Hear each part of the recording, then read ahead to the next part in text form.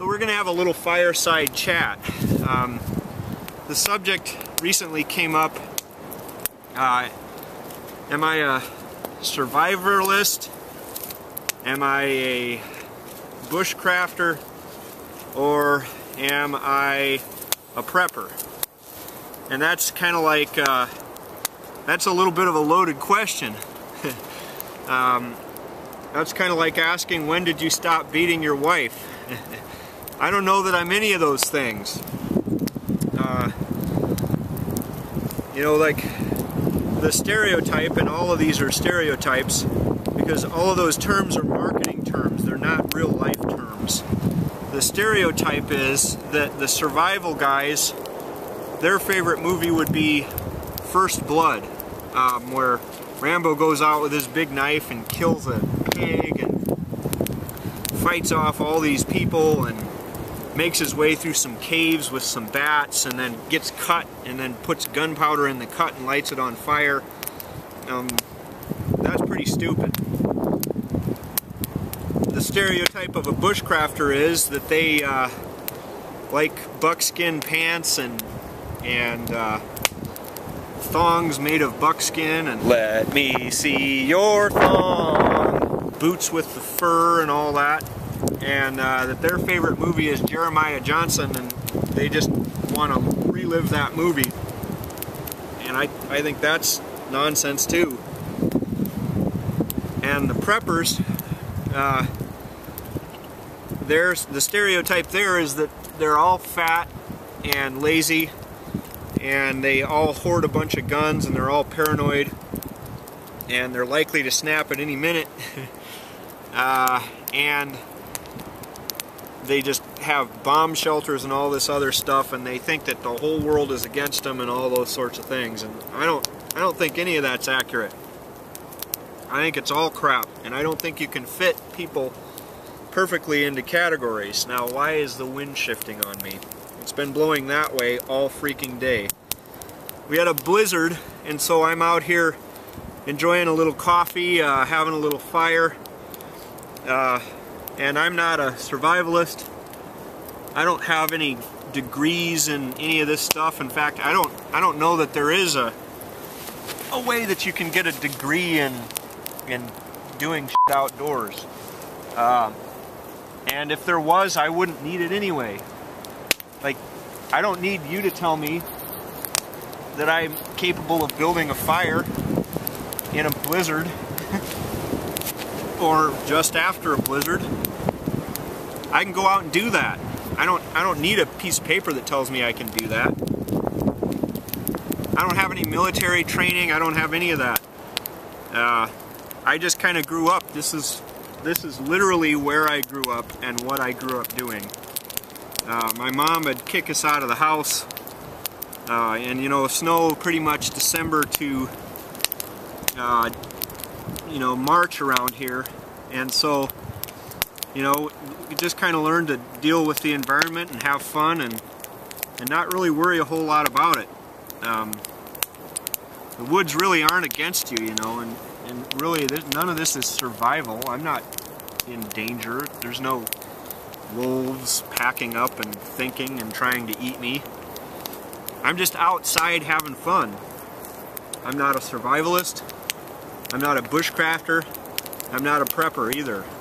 I'm just outdoors having fun.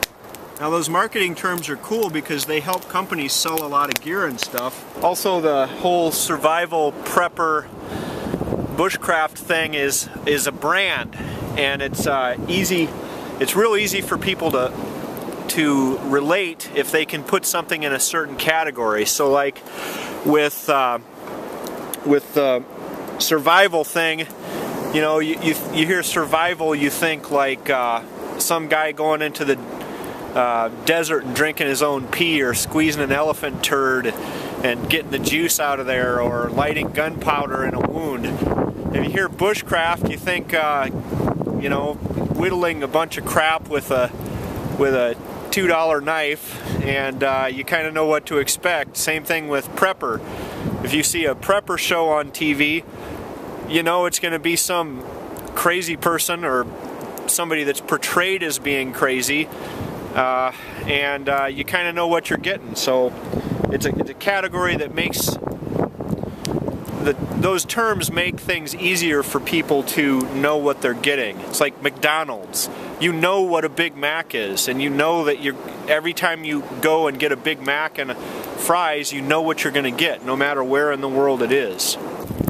You say I'm this or I'm that, then all of a sudden you've got an identity that you can latch onto. And sometimes that causes some problems. People think that their way is the only way of doing things, and then they see somebody like me out here without really any formal training, unless you count Boy Scouts. And although I have successfully built a fire in the snow directly after a blizzard, I did it wrong. We'll have coffee in another couple minutes here.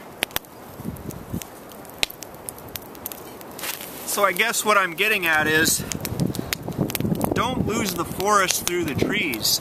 Like, it's all good.